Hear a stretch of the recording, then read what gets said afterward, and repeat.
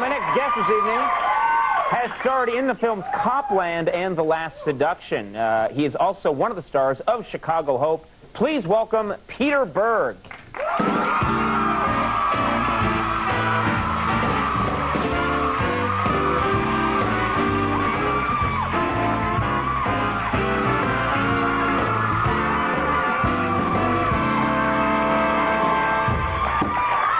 Peter, how's it going?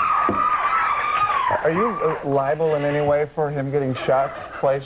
Yeah, I feel morally responsible, but legally I don't think so. There's no legal ramifications? No. People get shot on this show all the time. He's dead back there. He's hanging on by a thread. We'll see if we want to bring the character back. He looks bad right now. He looks bad. Yeah. Well, speaking of bad, you were kind of you weren't too happy last time you were on the show. I want to refresh people's memory. A couple years ago, you were on the program. Right. Montel Williams was the first guest.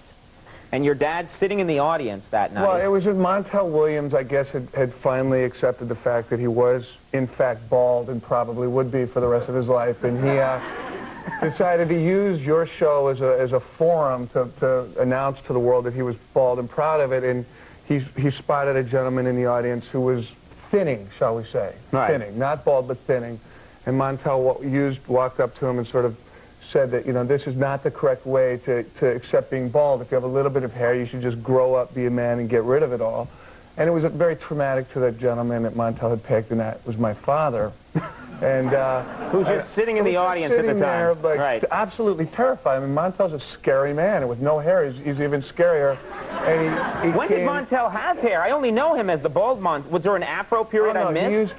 He used to have hair. Oh, yeah, okay. If you look at the early tapes, there was a little bit of hair that was there, and he tried to make it work as best as he could. But he assaulted my father, and I was, you know, as I think any son would be if their father was being attacked. I was confused and hurt and very angry. And I challenged him to a fight of some sort here on the show, and thank God he didn't fight me, because Montel's a very big man, which I wasn't aware of at the time. He works out constantly. I think he lifts a lot of weights, possibly to make up for some inadequacies, feelings of inadequacy over the fact that he's bald. I don't know. You have established the fact that Montel is bald. I have no ill will towards Montel. It was just a rough night for me and my poor father, but we both moved on. Now, let's talk about this. Are you a good fighter? Are you a guy that... Have you been in fights? Do you know how to handle yourself? Are you scrappy? I don't care to fight, but for a long time I've been associated with very violent and hostile women. I seem to be drawn to hostile women. And my first girlfriend in college, a girl named Sarah that I was very close to, she was a hockey player. She played ice hockey, and she was a very good skater. And she used to pick fights with other girls in bars, and then I would have to fight the guys that the girls were with. And that is a nightmare for me, the idea that the girl is instigating fights. It was some kind of, like, turn-on for her or something, because she would start the fight, and then I would just get beaten senseless, trying to just institute peace. Now, who would you fight? You would fight... I'd fight everybody, pretty much. I'd fight anyone that would come.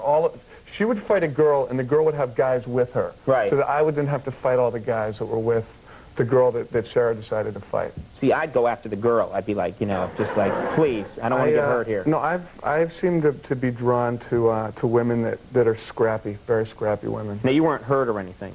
Not severely, no. Right, because speaking of injuries or anything like that, Chicago Hope, have you checked this out? The website... Yeah, I know. We're giving out medical advice. The Chicago Hope website on the computer dispenses medical advice to people. If an actor ever gives anybody medical advice or offers to do a surgery at a discount rate or anything like... It's best to probably stay away from it.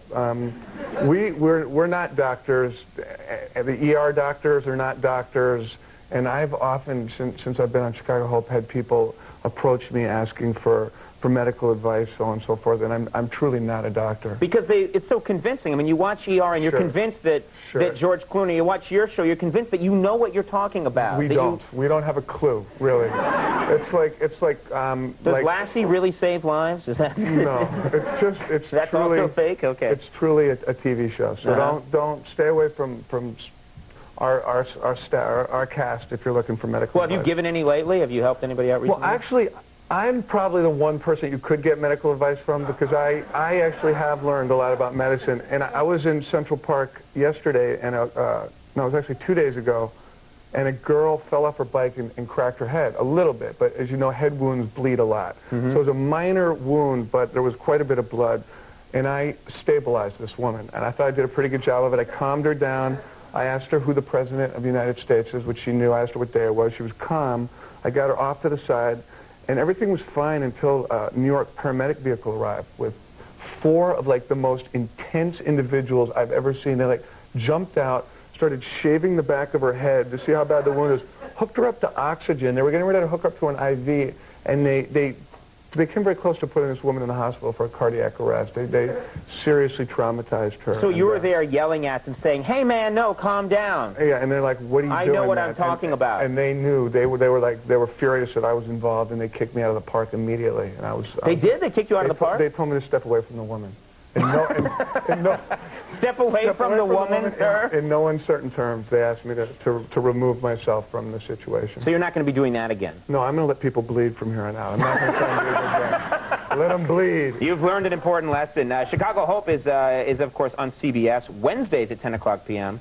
And on Monday, May 11th, you're being honored by the New York City youth charity Catalog for Giving. It's a very cool charity. Well, I think you'll be there, too. Actually, I was supposed to be there, but now we're doing a very special show that evening. My so I mother's might be going to working. be very mad at you. I'll get my double. My mother's going to kick your butt. I'll get my double, Donnie Most from Happy Days. Okay. He'll step in. Thank you very much for being here. Thank you. Take care. Peter Berg, everybody. Jason and the Scorchers are coming up. We'll take a break. We'll be right back.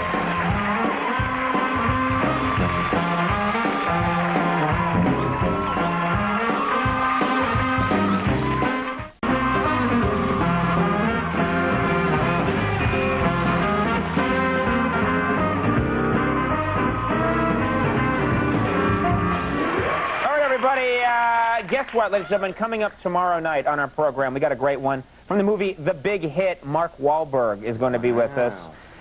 From Saturday Night Live, very funny guy Chris Kattan is going to be here, and comedian Jeff Stilson. That's going to be a very hot show. Check it out tomorrow. We'll be right back with Jason and the Scorchers. Stick around.